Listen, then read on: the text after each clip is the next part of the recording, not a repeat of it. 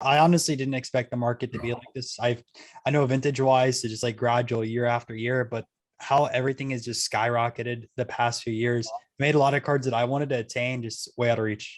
They're way out of reach. I mean, like the Babe Ruths now. I mean, we could everybody. I mean, everybody asked, "Do you have the Babe Ruth? Do you have the Babe?" No, I don't have the Babe Ruth. I had opportunities to buy the Babe Ruth for $15,000 to $20,000 that I'm kicking myself that I didn't buy the signed Babe Ruth for $20,000. Just to give you an example, that Uncle Jimmy, one of the Uncle Jimmy Babe Ruth cards, the red one, sold for I was $680,000. gonna say I saw one. I don't remember if it was Uncle Jimmy one. I'll have to go through the footage, but there Yeah, was an auction house that brought one to Strongsville this weekend, yeah, and they were asking $750,000 on it. So yeah. I'm not sure which one it was. I'm gonna rewind the footage and I'll find it, but 750K on that one. Yeah, that's, I mean, it's just insane. And again, that number, I know who the collector was, the collecting group that bought that one.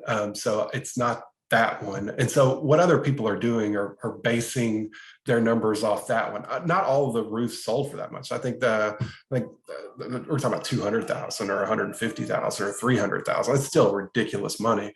Um, but when Jason sold his auction at auction in 2018, I had put together a PSA set, unsigned set, and I ended up selling that in that auction, and they pulled out the roofs. I got like $2,400 for my PSA 2 roofs, and I'm like, what? Oh, this is insane. Like I would have hung on to those, I would have been Now they're okay. now they're 3 to 4x them, Yeah, which is insane. yeah, it's 15 And it's grand, 16 grand. I mean, it's crazy. imagine getting all four Ruth autographs now. If people are turning 750K a pop, times that by four. Ouch.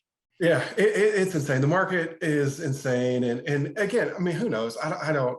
I think it's cool. I mean, it's really really cool. I think, but, a lot of people, my parents or older people, they collected gold or silver, or they were into that thing. As the kids of the 70s, 80s grow up, I mean, we're looking for commodities. We're looking for material objects that we can invest in, and the pandemic just proved that. I mean, the card market really, really took off. I don't even know where I was going with that. But anyway, I sold a PSA 2 set to buy as many of Jason's cards as I could.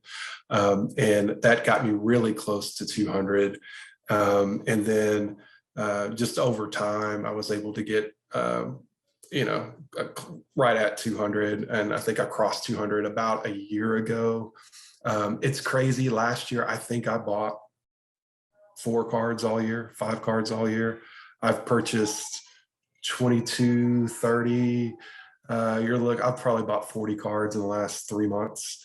And just upgrading because they pop up, and the big collectors, Scott that just sold his through memory lane, a lot of the way they sold those, the higher end cards they did individually, but they did some group lots in the auction. So I needed like 1 or 2 of the cards in the lot, but I spent I spent a lot of money on that auction. It was insanely embarrassing how much money I spent on that. But so I didn't chase some of the lots, but I've been blessed by individuals that purchased the lot. They would help me out with the cards that I needed, either turn it up in the secondary market on eBay. I mean, that just eBay.